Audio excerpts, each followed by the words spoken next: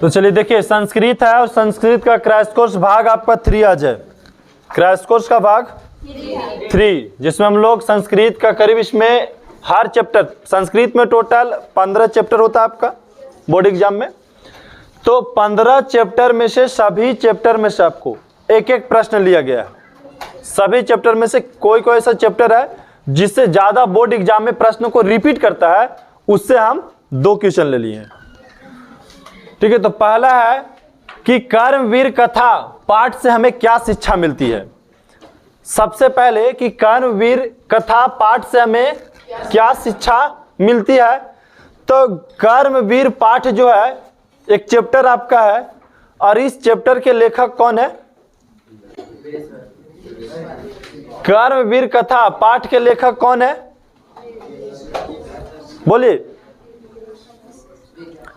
कर्म विद्यापति। और कर्मवीर कथा के जो नायक है, हीरो जो इसका है, राम परवेश है। कौन है? राम परवेश है। और ये चैप्टर से सबसे ज्यादा तो स्टूडेंटों को ही सीखने को मिलता है कि कर्मवीर कथा पाठ से हमें शिक्षा मिलती है कि गांव में रहने वाले, गांव में जो रहने वाले दलित निर्धन छात्र भी मेहनत करके, मेहनत के बल पर सर्वोच्च स्थान प्राप्त कर सकता है। कर्मवीर कथा से हमें शिक्षा मिलती है कि जो गांव घर में भी लोग रहते हैं, जो विद्यार्थी गांव घर में भी है, वह भी अपने मेहनत के बल पे, ठीक है, वो संघर्ष करके वह भी सर्वोच्च शिखर पर पहुंच सकता है। कहता है लगन उत्साह और धैर्य से मनुष्य किसी भी कठिनाइयों को प्राप्त कर सकता है। मनुष्य जो होता है लगन से, मेहनत से, ठीक है, मेहनत से प्रयास करके कठिनाइयों को सामना करके वह किसी भी समस्या का समाधान कर सकता है। मनुष्य जो होता है, हमें यह कर्मवीर पाठ से हमें यही पहला शिक्षा मिलती है कि गांव में भी रहने वाले लोग जो होते हैं, दलित घर के जो लोग होते हैं, जो गरीब घर के लोग होते हैं, वह भी मेहनत करके अच्छा स्थान प्राप्त कर सकते हैं, वह भी टॉपर बन सकते हैं। जैसे बीपीएससी का टॉपर स्टूडेंट है राम परवेश, ये भी गांव घर के रहने वाले, एक सरकारी विद्यालय में भी पढ़ने के लिए नहीं जाते थे। यह भीखनटोला गांव की एक कहानी है। भीखनटोला में गांव में रहने वाले एक दलित घर के राम परवेश, जो मट्टियों में गांव घर में पूरा दिन भर खेला करता था। एक दिन उसके गांव में घूमने के लिए शिक्षक जाते हैं और राम परवेश पर नजर पड़ता है। वहां से उसे जबरदस्ती विद्यालय पकड़ के लाते हैं शिक्षक, और उन्हें पढ़ाना शुरू करता है। और राम परवेश गांव में रहने वाले लड़का, जो जिंदगी में कभी सोचा नहीं था कि हम बीपीएससी टॉपर स्टूडेंट होंगे, या बीपीएससी में हम प्रथम स्थान प्राप्त करेंगे, हम मैट्रिक में प्रथम स्थान प्राप्त करेंगे, यह कभी वह जिंदगी में भी नहीं सोचा था। लेकिन वह सरकारी स्कूल आया, उसको उत्साह भरा गया कि नहीं, तुम भी कर सकते हो, दलित घर को इससे कोई मतलब नहीं है, गरीब घर को इससे कोई मतलब नहीं है, तुम गांव से हो इससे भी कोई मतलब नहीं है, तुम मेहनत करना सीखो। और राम परवेश जो है मेहनत करके, कठिनाइयों का सामना करके, लगन से, धैर्य से वह क्या किया, 8वां में प्रथम स्थान प्राप्त कर दिया। और टीचर का हौसला बढ़ा, उससे और प्रयास करवाया गया, मैट्रिक में भी अच्छा स्थान लाया, 12th में भी अच्छा स्थान लाया।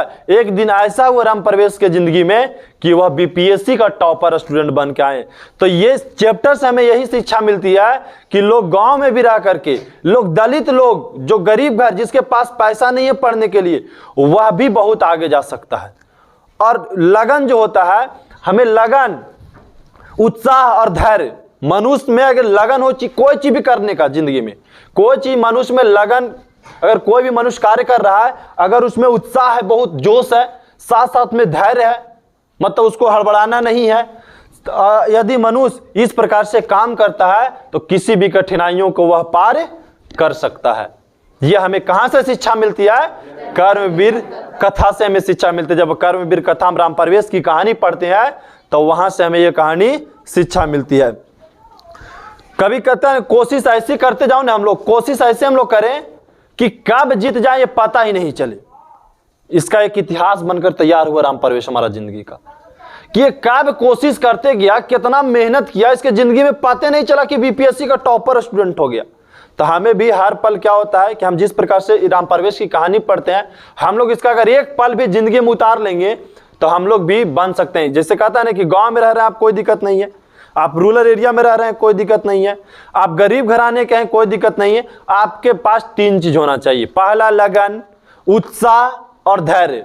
लगन, उत्साह, धैर्य से मनुष्य किसी भी कठिनाइयों को पार कर सकता है। ठीक है, नेक्स्ट प्रश्न आपका है, इंद्र ने कर्ण से कौन सी बड़ी भिक्षा मांगी और क्यों? इंद्र जो है, देखो पहले था कि पहले महाभारत जो था, महाभारत 18 दिन का युद्ध चला था कौरव और पांडव के लेकर के। ठीक है, प्राचीन काल से ही भाई भाई की लड़ाई चलते आ रहा है। तो कौरव और पांडव दोनों चचेरा भाई था। कौरव 100 भाई और पांडव 5 भाई। ठीक है, पांडु के बेटा था पांडव, सब पांडु के बेटा पांडव। अच्छा, पांडव के जो 5 गो बेटा था, पांडु के 2 गो पत्नी थी, पांडु के 2 पत्नी। और पांडु जो है, पांडु के बेटा नहीं था पांडव, लेकिन पांडु के पत्नी के बेटा था पांडव। ठीक है, यहां देखो कंफ्यूजन हो जाता है कि पांडु के बेटा है, लेकिन जैसे नहीं कह सकते हैं कि उसी के साथी से शुक्राणु से जन्म लेना। बायोलॉजी में अगर थोड़ा सा आए तो बोल सकते हैं कि जो पांडव जो 5 भाई थे, 5 भाई को जो शुक्राणु मिला ना, जैसे अंडाणु तो उसकी मां से ही मिला, क्योंकि मां ही उसको कोई जन्म दी, लेकिन उसको पांडु के साथ संपर्क के बिना दिया था। ठीक है, पांडु के बिना संपर्क मतलब बिना किसी प्रकार से बोल सकते हैं शुक्राणु निषेचन बिना किए जन्म दिया था। ये चले आते हैं तो ये बहुत बड़ा रामायण अति के महाभारत की बात हो जाता है। तो यहां से ये समझिए कि पांडव 5 भाई था, पांडव 5 भाई और कौरव 100 भाई, ये दोनों के बीच युद्ध हुआ। ये युद्ध महाभारत के नाम से प्रसिद्ध है। महाभारत की युद्ध 18 दिन तक के चला था। तो हम वहां नहीं आते, हम इंद्र की बात आते हैं। जब युद्ध चल रही थी तो युद्ध में जो है से इंद्र ने, कर्ण के पास से कवच कुंडल था जन्मजात से। कर्ण को सूर्यपुत्र कहा गया, कर्ण को सूर्यपुत्र और कुंती पुत्र। कुंती का बेटा था कर्ण, कुंती पुत्र कर्ण, कुंती पुत्र कर्ण। कर्ण जो है कुंती का बेटा है। कौन है? कुंती का बेटा, सूर्यपुत्र कहा गया। कुंती भी जो है ना बिहार में छठ कर रही थी, और बिहार की छठ बड़ा फेमस पर्व है। ठीक है, बहुत उपवास और बहुत साधना के साथ बिहार में छठ होती है, और बिहार के प्रमुख पर्व छठ है। तो कुंती एक बार छठ कर रही थी, और सूर्य जो होता है, सूर्य से आराधना कर रही थी, और उससे सूर्य के रेडियोधर्मी से उसके गर्भ रह गया था, उससे जन्म लिया कर्ण। ठीक है, तो सूर्य पुत्र भी कहा गया इसको, कर्ण को।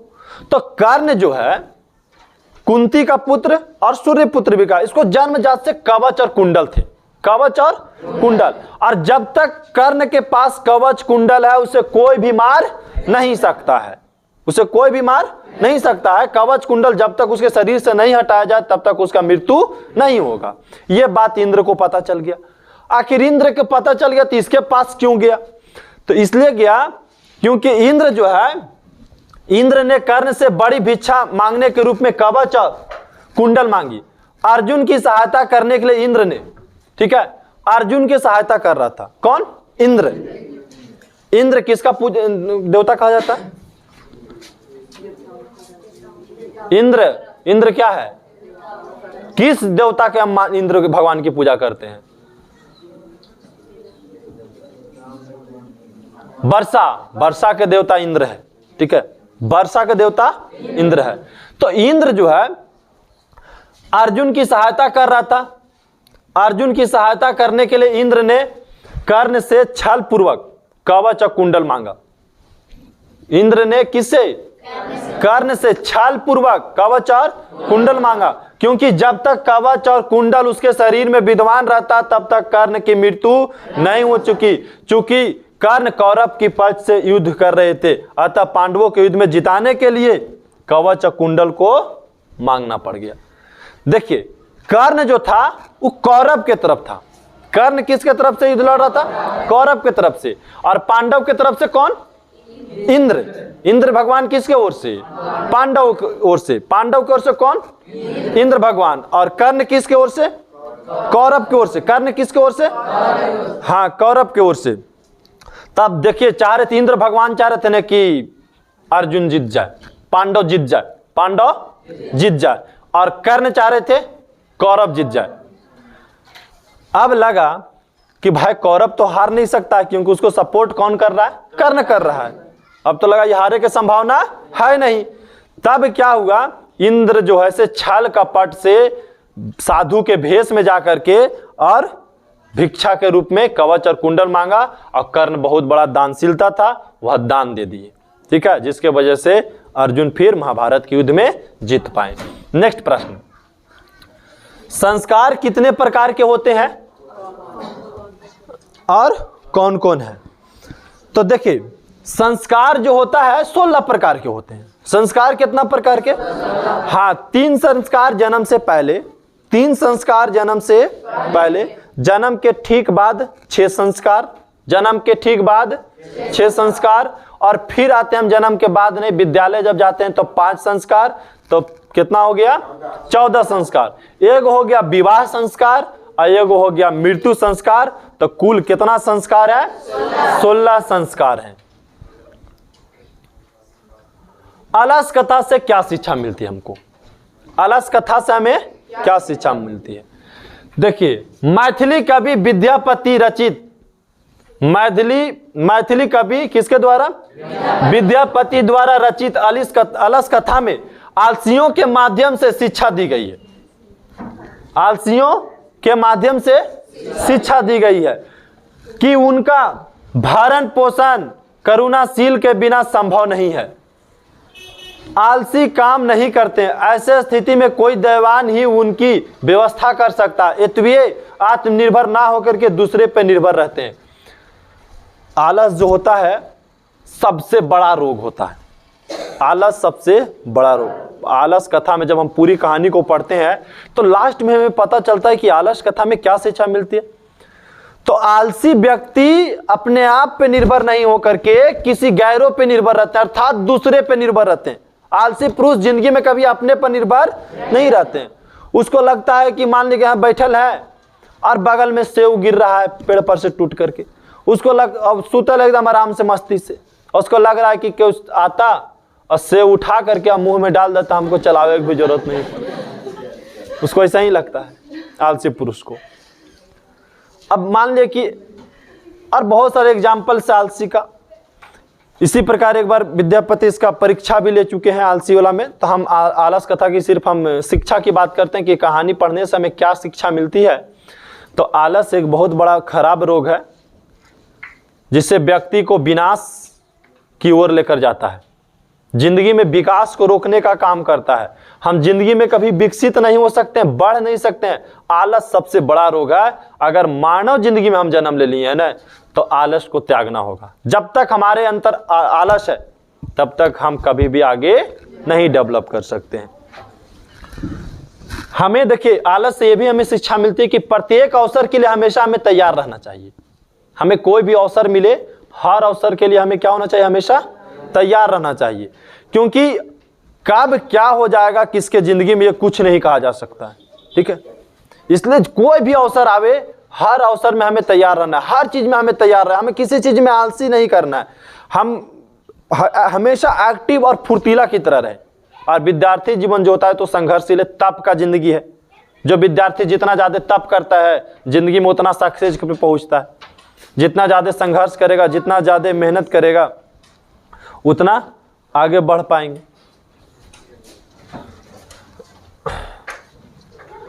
नेक्स्ट है, पाटलिपुत्र को शिक्षा की प्राचीन केंद्र क्यों मानी जाती है? आते हैं हम अपना मगध की बात। हम लोग मगध के रहने वाले हैं, मगध क्षेत्र से बिलोंग करते हैं। और मगध की प्राचीन राजधानी राजगिरी थी, लेकिन बाद में वहां से राजधानी हटा करके पाटलिपुत्र किया गया। लेकिन आखिर हम पाटलिपुत्र के शिक्षा का केंद्र मानते क्यों है? क्वेश्चन तो ये हमारा कि पाटलिपुत्र के हम शिक्षा का केंद्र क्यों मानते हैं? तो इसी पाटलिपुत्र में संस्कृत का पिता पाणिनि की परीक्षा इसी पाटलिपुत्र में लिया गया था। महान संस्कृत के ज्ञाता, जो संस्कृत के जन्मदाता जिसको कहा जाता है पाणिनि, उसकी भी परीक्षा इसी पाटलिपुत्र में हुआ था। यही पाटलिपुत्र है जहां पे विद्वान पनपते थे। यही पाटलिपुत्र है जहां से विश्व गुरु कहलाता था। यही पाटलिपुत्र है जहां से पूरे दुनिया को न पूरे दुनिया के भारत के नंबर 1 पे लाकर के शिक्षा के मामला में खड़ा किया था। अगर आज भी ना हमारा जो पटना है आज पटना के नाम से फेमस है, जो पटना आज भी पूरे भारत में सबसे ज्यादा आईएएस पैदा करता है, आज भी सबसे ज्यादा बीपीएससी ऑफिसर पैदा करता है, आज भी सबसे ज्यादा नौकरी जो सरकारी वाला है ना वो बिहार से लड़कन लेता है। कोई भी विभाग में आप चले जाइए, शिक्षा के केंद्र में आज भी बहुत आगे है, लेकिन कुछ ऐसे स्थिति हमारे बिहार में है कि शिक्षा व्यवस्था कमजोर है, जिसके वजह से लोग क्या सब कोई पढ़ नहीं पाते हैं, लेकिन जो पढ़ता है ना उस शिखर पर जरूर पहुंच जाता है, कुछ ना कुछ हासिल करिए के छोड़ता है। बाकी जगह आप चल जाएंगे, बिजनेस में लोग डूब जाएंगे, पढ़ेंगे जरूर, सब कोई पढ़ेंगे, लेकिन काम भरी पढ़ेंगे। लेकिन बिहार के एक अलग जुनून है, ठीक है, लोग पढ़ेगा तो शिखर तक पहुंचे, जब तक नौकरी नहीं तब तक ब्याह नहीं करना है, ये सिस्टम है यहाँ बिहार का। मतलब मेन है ना कि नौकरी काहे लेना है तो ब्याह करना है, ठीक है, मेन तो ये ना होता है।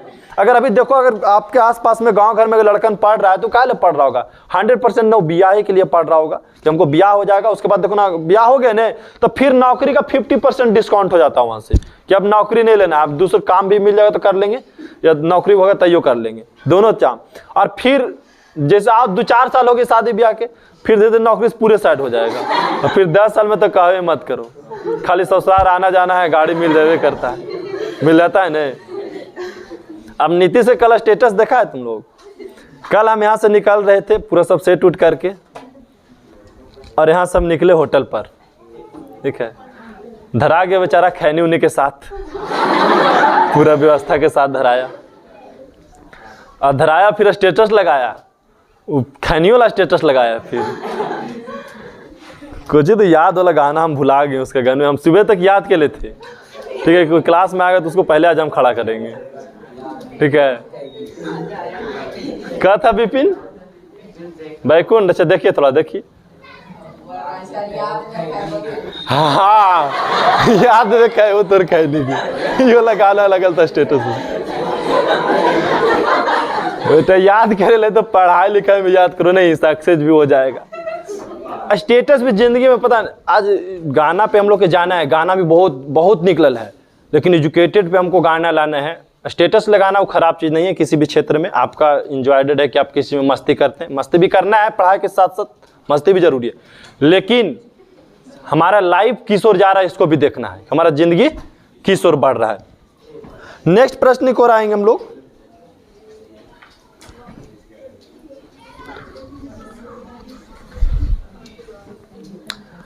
कहता देवता लोग किस देश का गुणगान करते हैं और क्यों? तो देवता लोग जो होते हैं वह भी भारत का गुणगान करते हैं, क्योंकि सभी देवता की उत्पत्ति भारत में है। जितना थोड़ा धर्म की उत्पत्ति देखेगा, जैन धर्म, बौद्ध धर्म, हिंदू धर्म, चाहे कोई भी धर्म की उत्पत्ति देखागा, सब कहां से? और भारत में भी आ जाओ, बिहार, बौद्ध धर्म बिहार से, हम तो बौद्ध के क्षेत्र में हैं, गौतम बुद्ध की धरती पे हम लोग का जन्म हुआ है, ठीक है, जहां से गौतम बुद्ध, यहीं से मोक्ष की प्राप्ति कहा जाता है। बोध गया हमारा अति जो विष्णु पद है, मोक्ष की प्राप्ति इस यहां से नजदीक है।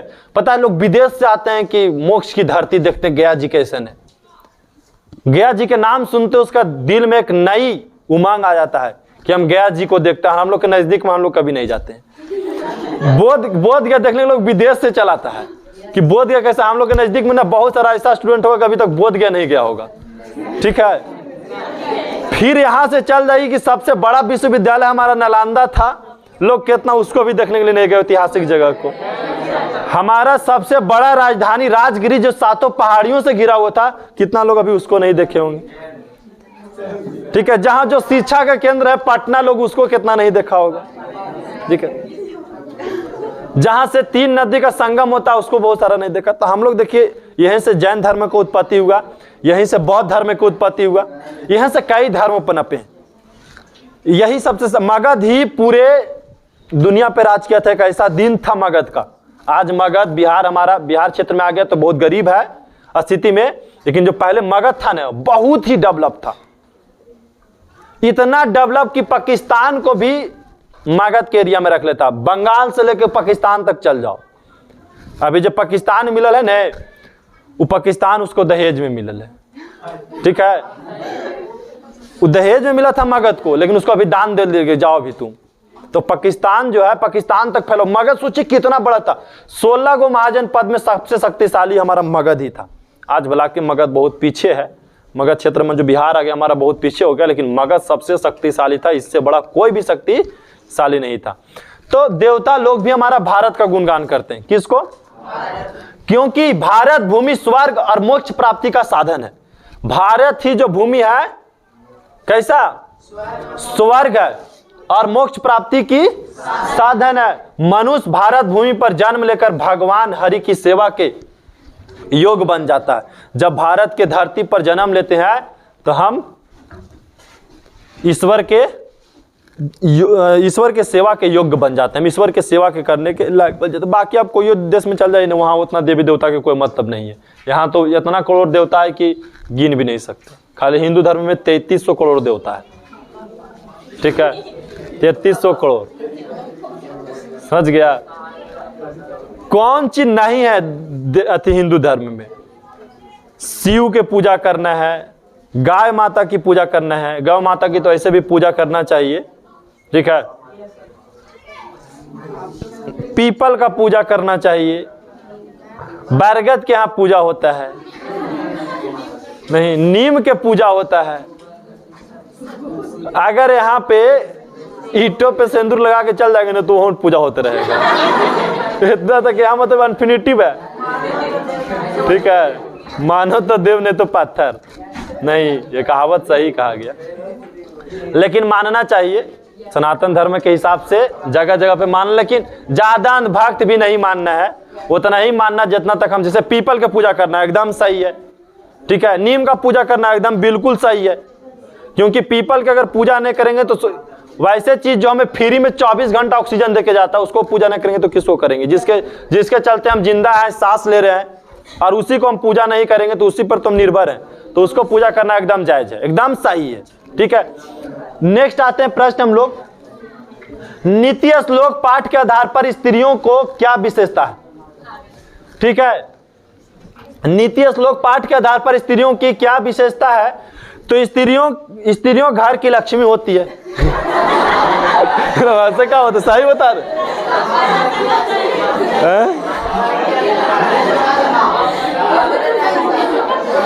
स्त्री जो है घर के क्या होता है? लक्ष्मी होती है। ये पूजनीय तथा महाभाग्यशाली भी होती है। स्त्री जो होती है पूजनीय भी होती है, उसको पूजा भी जाता है, और महाभाग्यशाली होती है, ठीक है। ये पुण्यमय और घर को प्रकाशित करने वाली कही गई है। मतलब अगर स्त्री का जन्म हो गया, समझ गया, तो घर जो हो गया पुण्य हो गया, एकदम स्वर्ग हो गया, ठीक है। साथ में एतवीय स्त्री विशेष रूप से रक्षा करने योग्य होती है। देखिए स्त्री के पास ऐसे भी डबल घर की जिम्मेदारी होती है। स्त्रियों के पास सबसे बड़ा जिम्मेदारी होती है, और जग का विधाता भी कहा गया स्त्री को। स्त्री का हमें पूजा भी करना चाहिए, ठीक है, इससे भाग्यशाली भी है। स्त्री की पूजा करना चाहिए, ठीक है, क्योंकि बेटी हम पूजा कैसे नहीं करते हैं? हम तो सरस्वती माता की पूजा करते हो, तो महिला में ही गिनती आई। लक्ष्य घर वाला भी महिला की पूजा करते हैं। अब माँ है तो उसको पूजा नहीं करेंगे? से बताओ, घर वाला भी महिला की पूजा करते हैं हम लोग नहीं। अब कुछ रहेगा तो भाई अब हम थोड़ा ना करें कि आप औरत की ही पूजा कीजिए। मतलब महिला का मतलब ये तो नहीं वो खाली औरतीय होता है, वो इन्हें नहीं होता है। महिला का मतलब माँ भी हो गया, बहन भी होगी, दादी भी हो गई, ठीक है। तो जन्मदाता हमारी माँ है, वो भी महिला है। अगर उसको हम लोग पूजा नहीं करेंगे तो किसको? क्योंकि सबसे बड़ा जो दुख होता है ना, माँ सहती है। 9 महीने गर्भ में रह करके बहुत दुख तकलीफ सह करके हमें जन्म देती है, और अगर उसे हम सेवा नहीं कर पाए जिंदगी में, तो जिंदगी में हम लोग कुछ नहीं कर पाएंगे, ठीक है।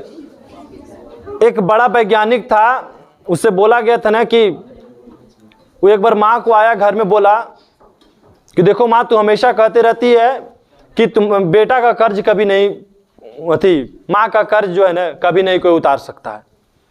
तो बोला कि नहीं, आज हर हालत में हम जाएंगे और माँ के कर्ज एकदम उतार के रहेंगे। जितना रुपया उसको है ना सब उतार के हम लोग रहेंगे। वो गया घरे, बोलो माँ तू बोल के कितना कर्ज है तोरा ऊपर, तू कभी हमरा मत कहना कि माँ के कर्ज को नहीं उतार सकता है, आज जितना है ना तू बोलो हम सब उतार देते हैं। बोला ठीक है ऐसा करो तुम मेरे साथ रात भर सो जाओ, ठीक है रात भर सो जाओ, कर्ज उतर जाएगा। बेटा रात भर सोया, 10-11 बजा, माँ उठती है बोलती है कि ठीक है खाली मेरा रात भर बात मान लो, हम समझ जाएंगे कि तुम माँ का कर्ज उतार लिया। तब बोलती है माँ कि पानी लेकर के आओ, तो थोड़ा सा उठता है उत्साह के साथ, ठीक माँ तुरंत मैं लेकर के आ रही हूँ। रात भर की तो बात है, रात भर मानना है। पूरा उत्साह के साथ उठा, गया पानी लेकर के आया।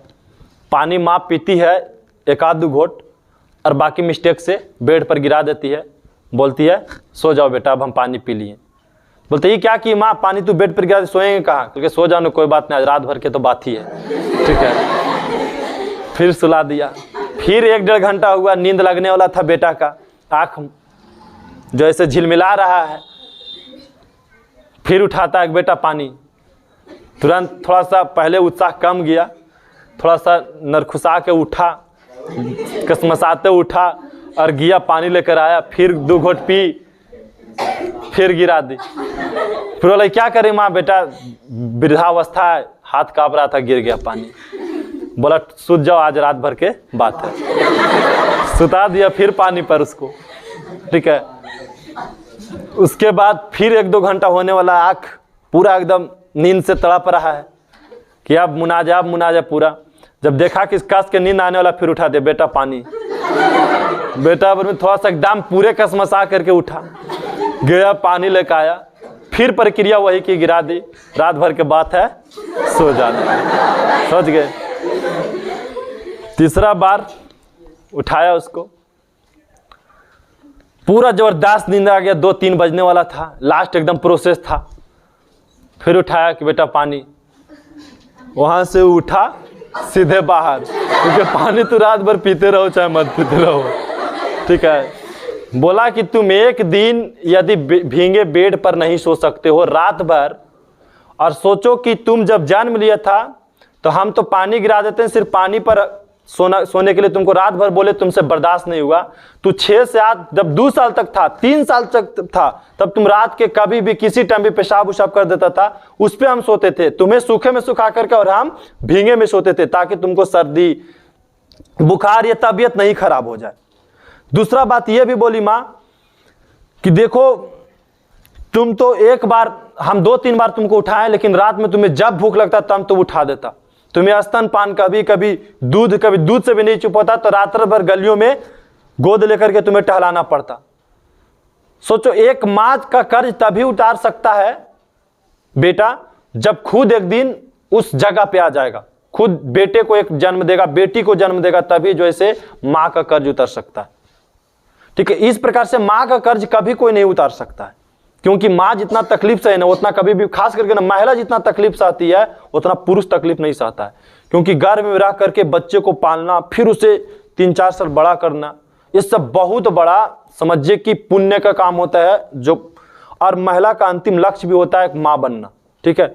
हर महिला का अंतिम लक्ष्य, जैसे हर पुरुष का अंतिम लक्ष्य मोक्ष की प्राप्ति, हर मनुष्य का अंतिम, चाहे महिला हो चाहे स्त्री, हर पुरुष का अंतिम लक्ष्य होता है हमें मोक्ष की प्राप्ति हो जाए, हमारी आत्मा को दूसरे जीवों में जन्म ना हो, हम कभी भटके नहीं, इसका मतलब ये होता है मोक्ष की प्राप्ति के मतलब। तो हर आदमी यही चाहता है, हर मनुष्य यही चाहता है, और हर महिला का इच्छा ये होता है, हर स्त्रियों का इच्छा ये होता है कि हम एक माँ बने। अगर जिंदगी में माँ नहीं बन पाया ना, तो वह अपने जिंदगी को हमेशा कोसती रहती है, और उसको समाज, हमारी इस प्रकार से समाज भी होगी कि उसको समाज भी हमारी कोसती रहती है, मतलब दुख तकलीफ कठिनाइयों हमेशा देते रहती है। तो नित श्लोक पाठ में हम लोग महिला का बहुत बड़ा योगदान है। नित श्लोक जो पाठ आप पढ़ रहे हैं उसमें महिलाओं को जितना बड़ा योगदान है, जितना तारीफ उसको किया जाएगा उतना का। महिला ही थी जो अपने बच्चे को पीठ पे लेकर के पूरे झांसी से झांसी की रानी लक्ष्मीबाई पूरे अकेले अंग्रेज के नाक के घुटने टिका करके भगा दी थी, अकेले अपने दम पर, तलवार के दम पर, वह झांसी की रानी थी, एक स्त्री भारत की। उसी पे कमेंट की थी कंगना रनावत, आपको हम बताए भी थे वीडियो एक बार कंगना रनावत का। तो ये 1857 की कहानी है झांसी की रानी की। नेक्स्ट क्वेश्चन के हम लोग आते हैं कि स्वामी दयानंद मूर्ति पूजा के विरोध कैसे बन गए। तो एक बार की बात है कि स्वामी दयानंद जी एक ब्राह्मण घर के थे, माता पिता भी ब्राह्मण घर के। और बात यह हुआ, एक शिवरात्रि के दिन था, लोग शिव जी के पूजा करने के लिए आते हैं महिला लोग, ताकि बढ़िया पति मिल सके। ठीक है, पूजा इसीलिए होता है। तो एक बार क्या हुआ कि हमको ये सब बात पता नहीं था। ठीक है, ये सब बात हमको पता नहीं था कि स्त्री अति शिव पूजा का होता है। उस समय हम पारामाउंट में स्टडी कर रहे थे, शशि सर के साथ पढ़ते थे हम लोग। तो हम लोग के बैचलर स्टूडेंट था बहुत सारा, तो हम ना उस समय उसमें बहुत ही छोटा हो रहते थे, काहे कि वो सब थोड़ा सा सीनियर स्टूडेंट था। टॉन वाला जो थी ना, सब बहुत ही सब सीनियर स्टूडेंट हो गई थी, और हम लोग उसमें छोटा छोटा रहते थे। तो हम लोग को ये सब पता नहीं था, गांव घर के पूरा रीति रिवाज की सोमवारी का होता है, ये सब बात हमको पता नहीं था। तो सावन आए, सोमवार के हर सोमवार का स्टूडेंट एब्सेंट। हम लोग के वहाँ ग्रुपिंग चलता था लड़का और लड़की में। तो सोमवार की लड़की एकदम अटैचमेंट खराब हो जाए, जिस ग्रुप के हम लोग पढ़ जाए ना, वो ग्रुप पे एकदम हालत खराब हो जाए सोमवार के। तो ऐसा ही हम पूछ देते वो लड़की से कि सोमवारी जैसे क्यों करती है, जैसे मान ली हमको तो पता नहीं था अथी, बोला सोमवारी कर रहे थे इसीलिए हम लोग नहीं थे, सोमवारी कुछ होता है। ठीक है, हम लोग ऐसा ही बोलते थे। ठीक है, अच्छा ये सब भाषा ज्यादा में यहाँ के सीख गए, गांव घर में आए ना तो सब बहुत भाषा सीख गए, पहले ही सब भाषा हमको उतना नहीं आता था। अच्छा, कोई भी अनजान आदमी मिलता था तो हम लोग के जी कहे का आता था, लेकिन अब हम लोग जल्दी नहीं कहते। गांव घर में जैसे व्यवहार होता है ना, उस प्रकार से हम लोग कह देते हैं। तो उसको सब पूछ देते, बोले ना कि अथी ये मतलब अच्छा पति मिले, इसके लिए हम लोग पूजा करते हैं इसको। ठीक है, तो फिर बाद में रियल में पता चला कि हाँ ये सही बात था, कि अच्छा पति के चलते इसको जो है लोग शिव जी की पूजा करते हैं, उपासना करते हैं। तो लोग शिव जी के पूजा करने के लिए आए, स्वामी दयानंद जी की माँ और पिता थे। सब लोग देखा कि फूल पत्ती, धूप अगरबत्ती सब चढ़ा रहा है, बेलपत्री बेलूल सब शिव जी के लिंग पे चढ़ा करके जा रहे हैं। तो शाम हुआ तो मेला उला लगा हुआ था, सब खत्म हो गए, शांत हो गए। तो स्वामी दयानंद जी जो थे बैठ करके मूर्ति के बगल में देख रहे हैं कि जितना लड़की सब प्रसादी चढ़ा के गई है, एक चूहा आया है और सब प्रसादी के जुठैले है। तो स्वामी दयानंद के दिमाग में आया, कह रहे कहता है कि शिव में बहुत शक्ति है, मूर्ति में बहुत शक्ति होता है, तो यहाँ उस शक्ति दिखाई नहीं दे रही है। अपन प्रसाद के जब रक्षा राम करे ले बैठल रहेंगे तो यह मानी के रक्षा कैसे करेंगे।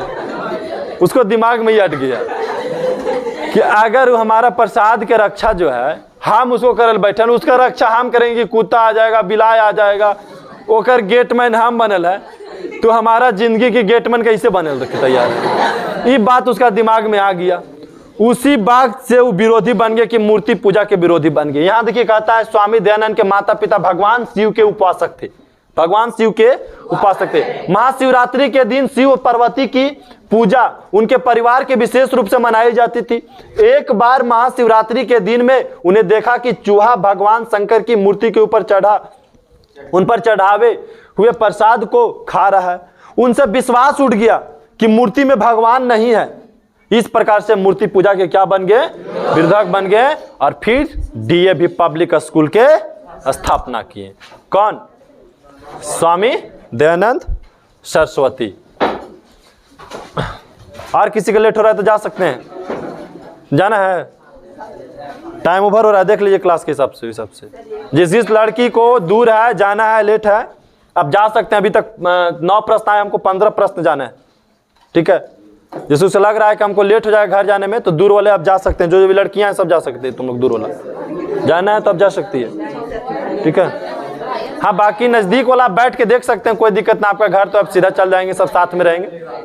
बाकी दूर वाला जाइए आराम से। अगला क्वेश्चन है, मनुष्य को प्राकृतिक से क्यों लगाव रखना चाहिए। अच्छा, मनुष्य जो है हम लोग के प्राकृतिक से क्यों लगाव रखना चाहिए?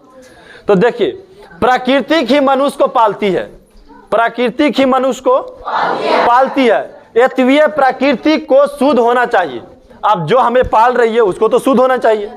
अब हमें पता चल रहा है कि हमें प्राकृतिक पाल रही है, प्रकृति का शुद्ध है, तो पालने वाला शुद्ध है तो पलाने वाला भी अशुद्ध है, फिर होगा नहीं। तब प्राकृतिक हमें पालती है तो प्रकृति क्या होना चाहिए? शुद्ध होना चाहिए। यह महर्षि वाल्मीकि प्रकृति के यथार्थ रूप में वर्णन करते हुए मनुष्य को लगाव रखने के संदेश देते हैं। इससे हमारा जीवन सुखमय और आनंदमय हो जाता है। जब हम प्रकृति को शुद्ध करके रखेंगे तो हमारा जो जिंदगी है आनंदमय और सुखमय जिंदगी हो जाएगा। बाघ पथिका क्या वृद्ध बाघ ने पथिकों को फंसाने के लिए किस तरह के भेष रचा? किस तरह के भेष रचा? देखिए, वृद्धा बाघ ने पथिका को फंसाने के लिए एक धार्मिक का भेष रचा। देखिए, सबसे पहले वृद्ध बाघ ने पथिका को फंसाने के लिए, राहगीर को फंसाने के लिए किसका भेष रचा? धार्मिक भेष रचा। उसने स्नान कर और हाथ में कूश लेकर के तालाब के किनारे पथिका को बात कर रहे दान स्वरूप सोने का कंगन पाने का लालच दिया। देखिए क्या किया, वृद्ध बाघ जो है सबसे पहले धार्मिक रूप धारण कर लिया, कूश उस ले लिया, कमंडल उमंडल ले लिया और सोना के कंगन ले लिया एकदम कि, और राहगीर के बोल रहा है, पथिका को बोल रहा है, जो राहगीर आ रहे हैं, बोल रहा है कि इस तालाब में जो बीच में डूब के नहा के चला आएगा ना, उसको सोना के कंगन दे देंगे। तो कितना था लालची, ठीक है। कोई लोभी मनुष्य होता है, वो बोला कि बस स्नान करना है और कंगन सब सोना वाला, तो बोला कि हाँ सोने वाला थोड़ा कंगन मिलेगा। खाली बस फिर पूछ लिया स्नाने करे इसने खाली, क्या और कुछ है उपाय से बता दो। तो जो लोभी रहता था वो चल गया स्नान करे ले, और ओराम रहता था कीचड़, उस पानी में रहता था कीचड़। अब कीचड़ में वह भाग नहीं सकता, फंस गया ओरे में जाकर के। अब ये तो छलांग लगाती बहुत दूर तक की, एक ही बार छलांग लगाया और उसको खा गया। भोजन की व्यवस्था कर लिया, क्योंकि वृद्ध बाघ जैसे दौड़ के शिकारी कर नहीं सकता है, तो वह एक रूप रचा, क्योंकि जिसके पास बुद्धि होता है न किसी प्रकार वो खा ही लेता है, वो भूखा नहीं मरता है। शिक्षा एक ऐसा संपत्ति होता है कि लोग को भूखा नहीं मरने देता है।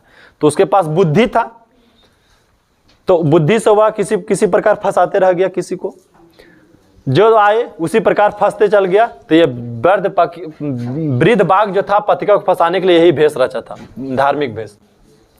विश्व शांति के लिए हमें क्या करना चाहिए? विश्व शांति के लिए हमें क्या करना चाहिए? तो देखिए, विश्व में शांति बने रहे इसके लिए हमें क्या करना चाहिए? जी, जिसको जाना जो लड़की जा सकती है ना, तुम्हारे चक्कर में तो अनेक चक्कर में हमारा क्लास जल्दी जल्दी करे पड़ जाएगा। अब जल्दी जल्दी कर पड़ेगा तो समाज में फिर नहीं आएगा, फिर याद नहीं रह पाएगा। नहीं,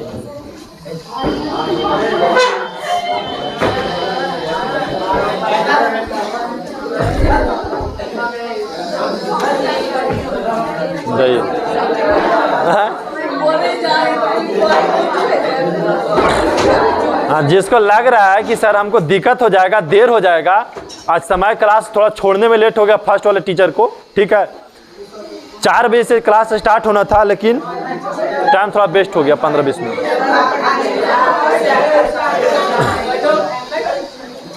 जिसको लग रहा है कि सर क्लास में लेट हो रहा है, तो अब समय ओवर हो रहा है, तो आप जा सकते हैं, लेकिन क्लास जब तक 15 न हो तब तक बंद नहीं होगा। 15 होइए कि बंद होगा, हम तो पढ़ाते ही रहेंगे। चलिए, नहीं कोई दिक्कत नहीं, जैसे दूर दूर के लड़के है तो दिक्कत हो जाएगा ना फिर आने में। अभी बिहार सरकार उतना ऐसे भी महिला की सुरक्षा नहीं दे रही है, ठीक है, थोड़ा क्रिएटिव ज़्यादा बढ़ रहा है, तो उसकी वजह से हम लोग के भी देखे पड़ता है। लड़कन कितना दूर करेगा, छुट्टी नहीं देंगे, उड़न बनाते चल जाएगा, नहीं तो फिर याद में चल जाएगा, नहीं ले लगा एगो सिगरेट एगो खैनी और पहुँच जाएगा फिर दूध में, उसको दिक्कत नहीं है। विश्व शांति के लिए हमें क्या करना चाहिए? देखिए, केवल उपदेश से विश्व शांति नहीं होगा। कुछ लोग क्या सोचते हैं ना कि उपदेश दे दीजिए और से विश्व शांति हो जाएगा। उपदेश देने से विश्व शांति नहीं होगा। हमें अपने अनुसार, हमें उपदेशों के अनुसार आचरण करना होगा, हमको खुद पहले मानना होगा, हमें खुद योगदान देना और विश्व शांति करने में। हम खाली लोग के बोले नहीं कि देखो विश्व के शांति करो, तो ऐसे शांति नहीं होगा। उपदेश देने से शांति नहीं होगा। हमें खुद उपदेश पर क्या करना होगा, पहले चलना होगा, उपदेशों पे खूब पहले चलना होगा। हम लोग जानते हैं कि क्रिया के बिना अर्थात व्यवहार के बिना भार स्वरूप है। वैर कभी भी वैर से शांत नहीं होता है। हमें निर्भय, दया, परोपकार, सहिष्णुता और मित्रता का भाव दूसरे के प्रति रखनी होगी, जिससे विश्व शांति हो सकता है। हम दूसरे के प्रति दया रखें, हम दूसरे के प्रति सही आचरण रखें, हम दूसरे के प्रति सही सोचे, तभी विश्व में शांति आ सकती है। अगर सिर्फ हम अपना भलाई सोचे, हम अपना लाभ सोचेंगे, तो विश्व शांति नहीं आने वाली है। हम देखें कि अगर हमारे चलते किसी दूसरा का नुकसान हो रहा है, तो हम उन नुकसान के लिए रोकेंगे उसको, हम कि हमारे चलते किसी देश का नुकसान हो रहा है, हमारे चलते किसी खास व्यक्ति का नुकसान हो रहा है, हमारे चलते और कोई प्रॉब्लम हो रहा है दुनिया में, तो उसको हम पहले रोक लगाएंगे। हम खाली बोलेंगे नहीं, हम उस पर खरा उतरेंगे। जैसे नहीं होता है कि जब 26 जनवरी 15 अगस्त आता है तो खाली झंडा ले लेकर के उड़ा देने से हम देश प्रेमी नहीं कहला जाएंगे, हम देशभक्त नहीं कहला जाएंगे। देशभक्त हमारा रग रग में होना चाहिए, देशभक्त हमारा हर कण में होना चाहिए, तब देशभक्ति कहलाती। खाली 15 अगस्त के झंडा उठा लेने से, चाहे 15 अगस्त में खड़ा हो जाने से, राष्ट्रीय गान गा लेने से हम देशभक्त नहीं होते हैं। देशभक्त के लिए जैसे ट्रेन जा रही है, कोई लूट रहा है तो उसको हम रोकने का प्रयास करेंगे। हम भी भारत के एक सेना है, पूरा भारत के जो लोग हैं, नागरिक हैं, भारत की उस सहिष्णुता के हिसाब से वो बहुत बड़ा सेना है, और उसको हर सरकारी काम पे रोकना चाहिए। जैसे सरकारी कोई पॉल है, कोई पॉल को तोड़ रहा है, तो उसको रोकेंगे कि ये सरकार की क्षति है, क्योंकि पॉल तोड़िएगा तो फिर महंगा हम ही लोग के ना होने वाला है, सरकार घाटा में थोड़ा सा आएगा, हम लोग पे ही आएगा। तो कोई भी सरकारी काम हो, चाहे कोई प्रशासन आया, तो प्रशासन के हमें मदद करना चाहिए। इन्हें उस पर ढेला, जम्मू कश्मीर के लोग देखते हैं ढेला फेंक देते हैं प्रशासन पे। प्रशासन किसके लिए? हमारे लिए नहीं है। हमारे घर से नहीं हो सकता भाई बहन गया होगा प्रशासन में, हमारे घर से ही पुलिस को बना होगा, या हो सकता है कल जिसको घर से पत्थर मार रहे उसके घर से भी बन गया होगा। तो हमें विश्व शांति लाने के लिए क्या करना होगा? उपदेश नहीं देना होगा, उपदेश पर चलना होगा, और हर गलत तरीका को क्या करना होगा? पहले रोकना होगा, लोग के प्रति दया दिखाना होगा, लोग से प्रेम करना होगा। ईर्ष्या कभी जिंदगी में नहीं करना होगा, क्योंकि जलन करने वाला कभी भी आगे नहीं जाते हैं। जो जलन करते हैं, जो जलते हैं, हमेशा वो पीछे होते हैं। कोई को देखना नहीं, कामयाबी अब जब हो रहे हैं ना, तो लोग आपको बुराई करना शुरू कर दिए। बुराई कर रहे हैं तो समझना आप कामयाबी के ऊपर जा रहे हैं, ठीक है। अब कोई भी काम करो, कितनो अच्छाई भी काम कर दो, नोरा भी लोग बुराई ढूंढ के चलाएंगे, ठीक है। या तो हम पहले तुमको बात बताते हैं कि जिस दिन हम यहाँ डिजिटल बोर्ड लाए थे ना, उस दिन पूरा फतेहपुर के एक कोई ऐसा टीचर न होगा जो कमेंट नहीं किया होगा, ठीक है। कोई ऐसा टीचर नहीं होगा जिस पे कमेंट नहीं किया होगा, और उसका गलत मतलब हमको डिमोटिवेट करने का काम नहीं किया। कोई ऐसा टीचर नहीं होगा, तुमको बता रहे हैं। सब सोचा मतलब डिमेशन कर देना है, मतलब उसको पीछे खींचना के भी जिंदगी में आगे नहीं बढ़ सकता है। या कोई भी आप सक्सेस काम कीजिए, उसको पीछे खींचने का हर पल काम करेगा।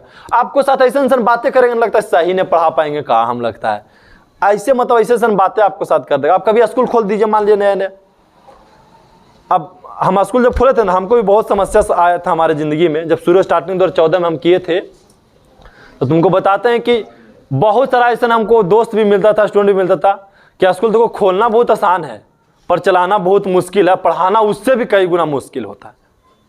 लेकिन जब 100% देकर काम करेंगे ना, तो ज़िंदगी में कोई भी काम मुश्किल नहीं। उत्साह के साथ रहिए, कोई भी काम मुश्किल नहीं है।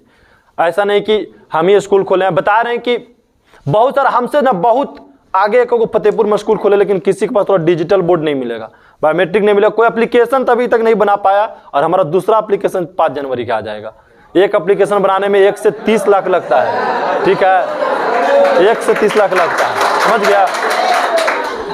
तो कोई भी देखना या कोई भी आप खान सर सब के देखते हो वीडियो, तो सब बताते हैं कि एप्लीकेशन बनाने में 1 से 30 लाख रुपया लगता है। 1 लाख से लेकर के 30,000, ठीक है, 1,30,000 के आसपास लगता है। लेकिन अभी तक पूरे बता रहे हैं, गया में एक भी एप्लीकेशन ऐसा कोई नहीं बनाया अभी। कोई भी टीचर ने, एक दो टीचर है जो बनाए हैं गया में, लेकिन बाकी तो फतेहपुर, महानपुर में तो कोई ने बनाया अभी तक आपको, ठीक है। और महानपुर में जो गया जिले में अगर जो भी काम होगा ना, सबसे पहला काम यही होगा। अब जो भी मतलब टेक्निकल के दुनिया में काम होगा, पहला काम यही होगा। अभी तक बायोमेट्रिक कोई एंट्री नहीं दे रहा होगा, लेकिन 2022 से बायोमेट्रिक एंट्री हम यहीं से देंगे, ठीक है, हर चीज़। तो यहाँ सबसे पहला सुविधा रहेगा, थोड़ा सा तो नहीं सहयोग में रहेगा ना हमेशा कि नहीं, उत्साह के साथ बढ़िया रिजल्ट तुम लोग दे देगा। तो बता रहे हैं कि अगला बार और हम लोग मेहनत से करें। देखो पिछला साल जो स्टूडेंट था वो इतना मेहनत किया, जब पार किया टारगेट 400 बहुत सारा स्टूडेंट, तो हम लोग को भी खुश लगाने का नहीं और मेहनत करना चाहिए इस एरिया में, ठीक है। जब स्टार्टिंग में आए थे ना बाबू, तो पास होने के लिए लोग पैसा देते थे। हमको आज भी वो दिन याद है कि बहुत 14 स्टूडेंट मेरे पास ऐसा आए थे कि पैसा देकर के आए थे दूसरा टीचर को कि सर हम पैसा दिए हम पास हो जाएंगे, ठीक है। वो पैसा दिया था दूसरा टीचर के, आप आज भी याद है ना। तो आपके गांव में कोई अगर भाई बहन भी आपका कोई दिया होगा, अगर पहले से होगा, तो 5-6 रुपया फर्स्ट लाने के लिए देता था। लेकिन आज मेरे इंस्टीट्यूट में आइए और फर्स्ट के लिए पैसा छोड़िए दीजिए, खाली रेगुलर आइए फर्स्ट जाइए एकदम लेकर के। ये सिस्टम हो गया यहाँ पर नहीं, दूसरा में ऐसे सिस्टम है ये नहीं था।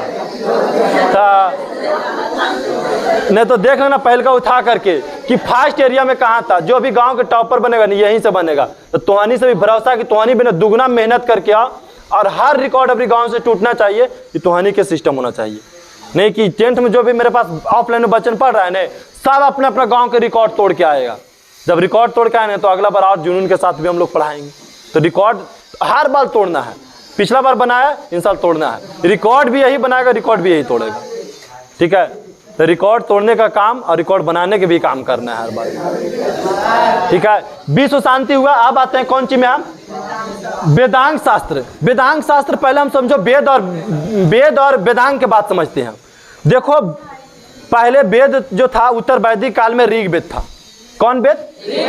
ऋग वेद में 10 मंडल 1024 सूक्त, 10 मंडल 1024 से 28 से देख लो ना, 1024 सूक्त थे। ऋग वेद 4 गो थे, ऋग वेद, सामवेद, यजुर्वेद, अथर्ववेद। अथर्ववेद में जादू टोना का बात कहा गया, ठीक है। जो डायन उन वाला बात कहा जाता है ना अथर्ववेद में कहा गया सब, ठीक है। वेदांग 6 गो है। वेदांग क्या गो है?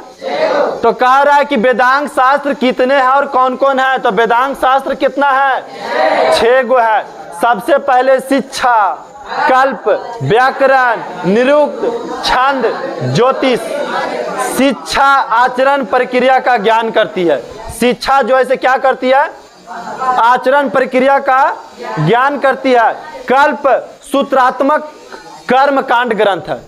जो कल्प है सूत्रात्मक कर्म कांड ग्रंथ है। व्याकरण वर्ण है, व्याकरण वर्ण है। शब्द जो है आपका वाक्य है। आदि का अध्याय करना ही निरुक्ति का कार्य। वेद का अर्थ बोध करना होता है। निरुक्ति का कार्य क्या होता है? बोध करना, पुरुष शब्द का बोध करना। छंद का होता है सूत्र ग्रंथ, छंद होता है सूत्र ग्रंथ। ज्योतिषी वेदांग का ज्योतिष ग्रंथ होता है। ये 6 के बारे में हम आपको बताए हैं कि वेदांग 6 गो है और 6 के नाम है और सबका अर्थ जो है अलग अलग है। अब क्या करेंगे, कॉपी में जब लिखेंगे तो शिक्षा देकर के डैश देकर लिख दीजिएगा, कल्प डैश देकर के, व्याकरण डैश देकर के, निरुक्त डैश देकर के, छंद डैश देकर के, ज्योतिषी डैश देकर के, ऐसे डैश दे करके लिखना है ताकि हर चीज आपका स्पष्ट हो जाए और याद भी हो जाए। नेक्स्ट प्रश्न आते हैं, भीखन टोला गांव क्या था? ठीक है, कैसा गांव था? ठीक है, भीखन टोला बिहार प्रांत के दुर्गम क्षेत्र में अवस्थित था। भीखन टोला जो गांव था बिहार के एकदम रूरल एरिया, एकदम बैकवर्ड एरिया में बसा हुआ था। कौन? भीखन टोला गांव। यहाँ के लोग प्रायः बहुत निर्धन और अशिक्षित लोग रहते थे। मतलब यहाँ के जो भीखन टोला के जो लोग रहते थे गांव में, वो बहुत गरीब लोग रहते थे। बहुत ही गरीब के साथ साथ अशिक्षित मतलब अनपढ़ लोग रहते थे। कुछ अत्यंत निडर परिवार गांव से बाहर टूटी कुटिया में रहते थे। भीखन टोला से लगभग 1 कोस दूर पर एक प्राथमिक विद्यालय था और इसी भीखन टोला के राम प्रवेश था जो बीपीएससी के टॉपर बने और बताया कि गांव के लोग भी बहुत कुछ कर सकते हैं। सिर्फ शहर वाले ही नहीं कर सकते हैं, गांव वाले भी बहुत कुछ कर सकते हैं। ये हमें सबसे बड़ा मोटिवेट करके जाता है जिंदगी का। चारों आलसियों पुरुष, जो चारों आलसी पुरुष है, आग से किस प्रकार बचना चाहते थे? वह चाहते थे कि कोई दयावान आदमी आवे और हमारा कम्बल में ओढ़ा करके एकदम उठा के गोद में बाहर लेके जाए। इस प्रकार के वो चाहता था आलसी पुरुष। ठीक है,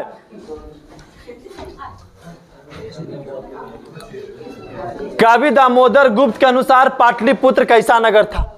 देखिए, कवि दामोदर गुप्त के अनुसार पाटलिपुत्र महानगर पृथ्वी पर बसे नगरों में सर्वश्रेष्ठ था। पाटलिपुत्र जो था, कवि दामोदर गुप्त के अनुसार ने, हमनियों के अनुसार ने, पाटलिपुत्र सर्वसे श्रेष्ठ नगर था। सर्वश्रेष्ठ नगर कौन था?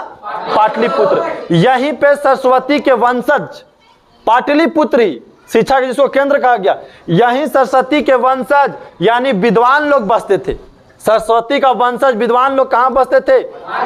पाटलिपुत्र में बसते थे। कवि ने इसे महानगर की तुलना इंद्र से भरी पूरी नगर से की है। मतलब बताया कि इसके जो तुलना से किससे किया है? भरीपुरी नगर से किया। बताया कि जो इसे यहाँ पे बताए गए थे, गौतम बुद्ध जब पाटलिपुत्र आए थे तो एक बहुत बड़ा इंपॉर्टेंट क्वेश्चन आता है ऐसे कि गौतम बुद्ध इंद्र के अति पाटलिपुत्र के बारे में क्या कहें। ठीक है, गौतम बुद्ध पाटलिग्राम के बारे में क्या कहे? तो गौतम बुद्ध कहे थे पाटलिग्राम के बारे में कि पटना में